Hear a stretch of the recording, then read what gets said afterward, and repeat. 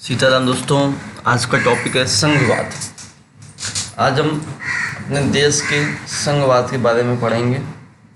क्या होता है, क्या व्यवस्थाएं होती हैं और कैसे सरकार का दायित्व होता है सभी चीज़ों का ध्यान रखने में। चलिए ना टाइम बर्बाद के आगे बढ़ते हैं। सभी चीज़ें मैं टू द पॉइंट्स क्वेश्चन के द्वारा समझाता हूँ।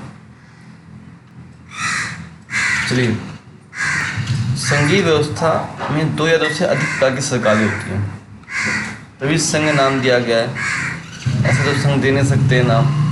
दो या दो से अधिक लोग होंगे, सरकारें होंगी, तभी वो संघीय व्यवस्था कहलाती है, जो एक ही नागरिक समूह पर शासन करती है। समूह पर शासन करने का जो वो सिस्टम रहेगा वो एक ही नागरिक समूह रहेगा। लेकिन व्यवस्थाएं कैसी रहेंगी? दो प्रकार की रहेंगी। और संघीय व्यवस्था में प्रत्येक सरकार के अधिकार क्षेत्र और शक्तियों का स्पष्ट वर्णन संविधान में किया गया है। जो भी वर्णन किया गया है वो संविधान में किया गया है। और संविधान के मौलिक अधिकारों को किसी एक स्तर की सरकार अकेले नहीं बदल सकती। ऐसे बदलाव दोनों स्तर की सरकारों द्वारा ही होते हैं।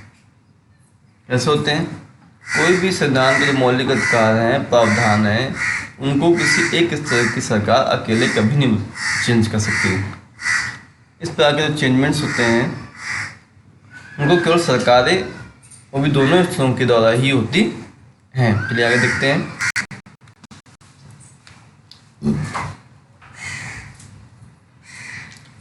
अदालतों का संविधान दोनों स्तर की सरकारों के अधिकारों की व्याख्या करने का अधिकार है। जो अदालत है वो ऐसा कर सकती है। संघीय शासन व्यवस्था का कार्य देश की एकता, सुरक्षा को बढ़ावा देना और क्षेत्रीय विविधताओं को पूरा सम्मान करना होता है। यही मेन है कि हमारे देश की एकता, हमारे देश की सुरक्षा और जो हमारी विविधता हैं क्षेत्रीय, उनको एकीकरण करना और उनको सम्मान देना, यही संघीय व्यवस्था का मेन उद्देश्य होता है। लिखा है, भारत में जम्मू कश्मीर एक मात्र ऐसा राज्य है जिसका अपना संविधान है। दोस्तों ये हट चुका है, इसको हम क्षमा चाहते हैं। इस लाइन को हम काट देते हैं अभी से, कोई नहीं है। 370 जो था वो ख़त्म कर दिया है। ठीक, भारत, बेल्जियम, स्पेन में राज्यों की तुलना में केंद्र सरकार ज़्यादा शक्तिशाली है। सही बात है, केंद्र सरकार ज़्यादा शक्तिशाली है। भी भारत के अलावा और भी कौन से देश हैं? बेल्जियम और स्पेन की तुलना में। भारतीय संविधान में हिंदी के अलावा अन्य भाषाओं को अनुसूचित भाषा का दर्जा दिया गया है। कौन सी भाषा का दर्जा दिया गया है? अनुसूचित भाषा का। विषयों की वह सूची जिस पर केंद्र सरकार कानून बनाए वो सूची कहलाती है संघ सूची। और संघ सूची में 97 विषय रखे गए हैं। ये दोस्तों नए विषय रखे गए हैं संघ सूची में 97। चलिए आगे बढ़ते हैं।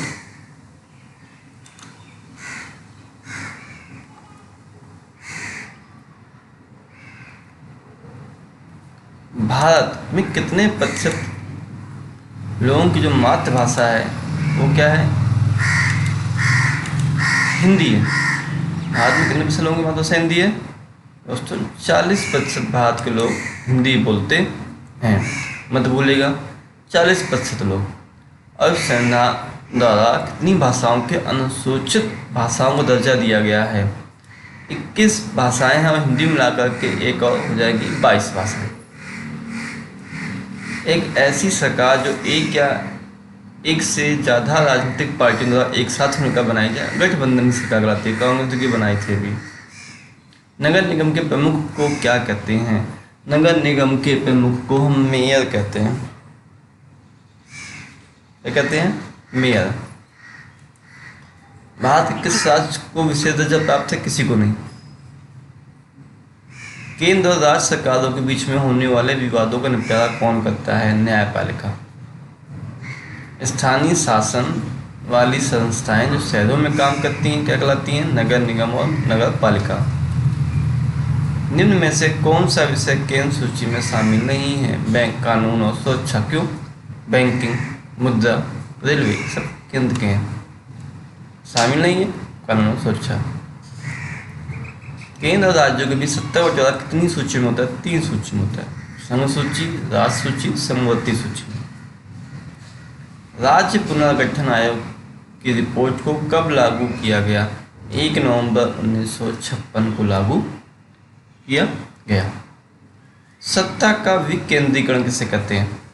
केंद्र और राज्य से शक्तियां लेकर स्थानीय सरकारों को देना या संस्थाओं को देना सत्ता का विकेंद्रीकरण कहलाता है। नगर पालिकाओं, ग्राम पंचायतों के लिए लगभग कितने लोगों का चुनाव होता है? 36 लाख लोगों का। ये तो क्वेश्चन ही गलत है। स्थानीय शासन वाली कौन सी संस्थाएं शहरों में काम करती हैं? नगर पालिका और नगर निगम। एकात्मक शासन व्यवस्था किसे कहते हैं? ऐसी व्यवस्था जिसमें शासन का ही एक ही स्तर हो। बेल्जियम में किस प्रकार की सरकार है? संघीय। पंचायती समिति का गठन कैसे होता है? कई पंचों को मिलाकर पंचायत समिति का गठन होता है। नगर निगम के प्रमुख को क्या कहते हैं? मेयर। समवर्ती सूची के विषयों पर कौन कानून बनाता है? केंद्र सरकार तथा राज्य सरकार। जो संघ सूची होती है उसमें केंद्र सरकार का कानून बनाती है, जो राज्य सूची होती है उसमें राज्य सरकार का कानून बनाती है, और जो समवर्ती होती है उसमें दोनों सरकारें कानून मिलकर बनाती हैं। आगे देखिए, फिर आ गया केंद्र और राज्यों के बीच शक्ति का बंटवारा कैसे होता है? 3 सूचियां बताई हैं, संघ, राज्य, समवर्ती। अब संघ सूची में कौन कौन से विषय शामिल रहेंगे? प्रतिरक्षा, रक्षा, विदेश, बैंकिंग, संचार, मुद्रा। जो राष्ट्रीय महत्व के होंगे, जो भी राष्ट्रीय महत्व की होंगी वो संघ सूची में आएंगे। राज्य सूची में जो प्रांतीय महत्व की होंगी, पुलिस, व्यापार, वाणिज्य, कृषि, सिंचाई, ये प्रांत से रिलेटेड है। समवर्ती जो दोनों में होंगी, शिक्षा दोनों जरूरी है, वन, मजदूर संघ, विवाह, गोद लेना, दोनों आवश्यकताएं क्या है? वे विषय जो ऊपर के 3 सूचियों में नहीं है, जिन पर कानून बनाने का अधिकार केंद्र सरकार को। ओके, आगे देखते हैं। स्थानीय सरकारों के महत्व का वर्णन कीजिए। बहुत सी समस्याएं आम जनजीवन की, आम लोगों की सरकार तक नहीं पहुंच पाती हैं, वहाँ तक उनकी पहुंच नहीं हो पाती, इसलिए गवर्नमेंट ने कहा कि भाई हम तक नहीं पहुंच पा रहे, यानी हम ही नीचे आ जाते हैं। तो वही हुआ, वो स्थानीय स्तर पर आ गए और फिर लोगों की समस्याएं सॉल्व होना स्टार्ट हो गई। अनेक समस्याओं का निपटारा स्थानीय स्तर पर ही हो जाता है। लोगों को इस बात की जानकारी होती है पैसा कहाँ और कैसे खर्च करना है। स्थानीय स्तर पर लोगों को फैसलों में सीधे भागीदारी बनाना संभव हो जाता है और सत्ता में अधिक से अधिक लोगों का भागीदार बनाना स्थानीय स्तर के सत्ता के विकेंद्रीकरण के अनुरूप होता है। भारत की संघीय व्यवस्था में बेल्जियम से मिलती जुलती एक विशेषता है, उससे अलग एक विशेषता को बताइए।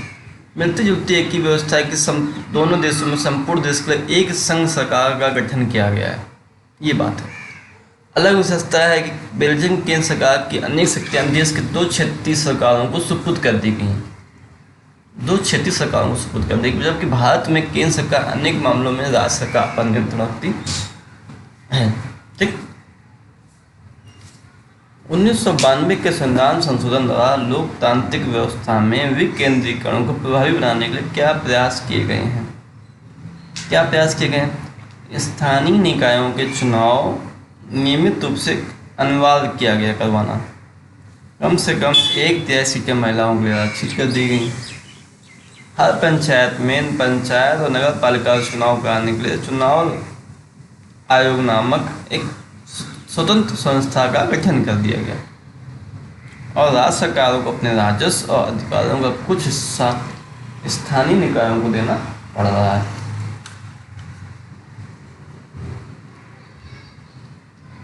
संघीय और संघवाद शासन व्यवस्था में क्या विशेषताएं बताइए?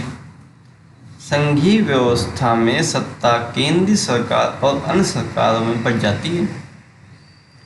संघीय व्यवस्था में दो या दो से अधिक स्तर की सरकारें होती हैं। केंद्र सरकार राष्ट्रीय महत्व के विषयों पर कानून बनाती है और राज्य सरकार राज्य के विषयों पर। दोनों स्तर की सरकारें अपने अपने स्तर पर स्वतंत्र होकर काम करती रहती हैं और केंद्र तथा राज्य सरकार के अधिकार क्षेत्र संविधान में स्पष्ट रूप से लिख दिए गए हैं। ऐसा नहीं कोई ये नहीं कह सकता नहीं हमारा ये अधिकार है तो आपने छीन लिया, आपकी गवर्नमेंट है, ऐसा कुछ नहीं है। सबका संविधान में वर्णन है। भाषा नीति क्या है भारत की?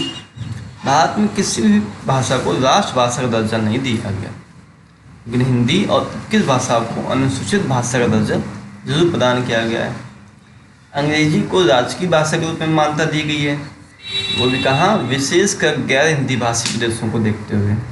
और सभी राज्यों की मुख्य भाषा का विशेष ख्याल रखा गया है, तो स्थानीय भाषा को उन्होंने दरकिनार नहीं किया है।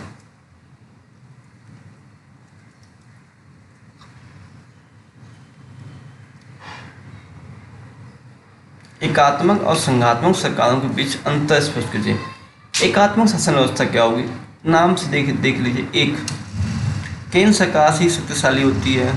संविधान संशोधन जो होता है अपने केंद्र सरकार के पास होता है, अपने गवर्नमेंट का ही अपने अनुसार नियम चेंज किया, सब कुछ चेंज किया, ये कर लिया। पूरी शक्तियाँ एक जगह ही रहती हैं, केंद्रित रहती हैं। इसमें एक ही नागरिकता होती है, केंद्र सरकार राज्यों से शक्तियाँ ले सकती है। ये एकात्मक है। और संघात्मक में केंद्रीय सरकार अपेक्षाकृत कमजोर होती है। इसमें केंद्र सरकार अकेले संविधान संशोधन नहीं कर सकती। शक्तियाँ कई स्तरों पर विभाजित हो जाती हैं। कई संघीय व्यवस्था वाले देशों में दोहरी नागरिकता होती है और दोनों स्तर की सरकारें अपने अपने अधिकार क्षेत्र में स्वतंत्र होती हैं।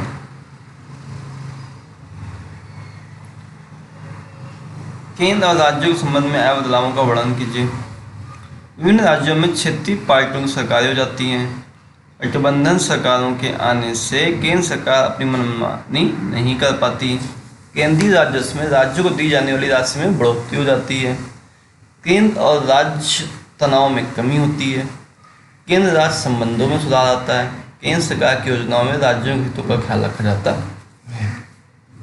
पंचायतों की मुख्य परेशानियों का वर्णन कर दीजिए। जागरूकता का अभाव है। लोग कहते ठीक है यार, ग्राम पंचायत है, छोड़ो। ये जागरूकता का अभाव है। धन का अभाव है। गवर्नमेंट पैसा दे ही नहीं है, पास ही नहीं हो, चाहे उस पंचायत को पैसा, धन ही नहीं है। अधिकारियों की मनमानी है, उनका इतना पैसा दो तभी काम बढ़ेगा, कुछ आगे मनमानी चल रही है। जन सहभागिता में कमी। दान ने कहा कि थोड़ा गाँव वालों ये ला हेल्प कर दो तो ये ला काम अच्छा हो जाएगा। कह रहे दान जी करवाना करवाओ, नहीं तो जाओ। तो ये भी प्रॉब्लम है, जन सहभागिता तो है ही नहीं। केंद्र और राज्य सरकारों द्वारा समय पर वित्तीय सहायता उपलब्ध नहीं कराना। राज्य सरकार ने कहा भैया ये वाली तो स्कीम प्रधानमंत्री आवास विकास योजना वाली है, ये तो केंद्र सरकार की है, हमने तो सब डॉक्यूमेंट सबमिट कर दिए हैं कि नहीं, पैसे ही नहीं आया प्रधान जी, क्या करें। तो ये है। और चुनाव नियमित रूप से नहीं होते हैं। चुनाव टाइम होने चाहिए।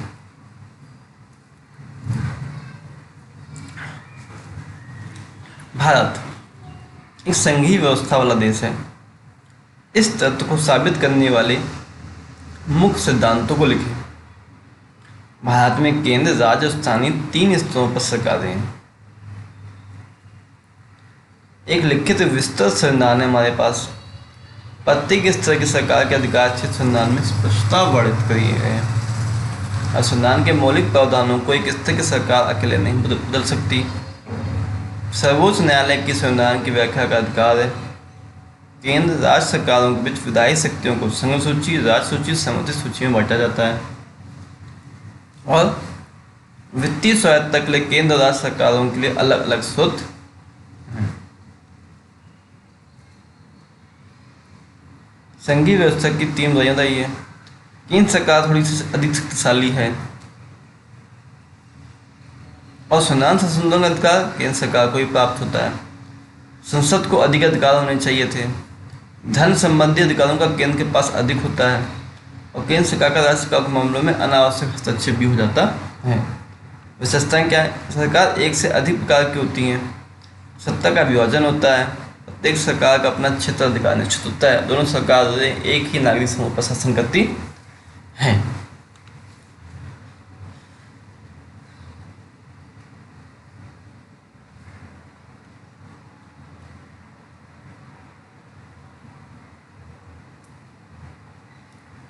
भारत की भाषा नीति कुछ 4 विशेषताएं बताइए।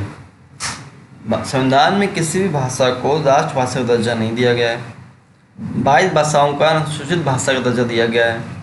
केंद्र सरकार ने हिंदी के साथ अंग्रेजी को राजकीय कामों में प्रयोग की अनुमति दे दी है और हिंदी को बढ़ावा देने के लिए केंद्र सरकार की नीति है कि लेकिन दूसरे राज्यों पर हिंदी को थोपा नहीं जा सकता। विकेंद्रीकरण का क्या लाभ है, 3 बताइए। विकेंद्रीकरण का अर्थ है सत्ता का बंटवारा। विकेंद्रीकरण से तानाशाही प्रवृत्ति की समाप्ति होती है और स्थानीय स्तर पर समस्याओं का समाधान हो जाता है। यह है विकेंद्रीकरण। और प्रजातांत्रिक मूल्यों को शक्ति मिलती।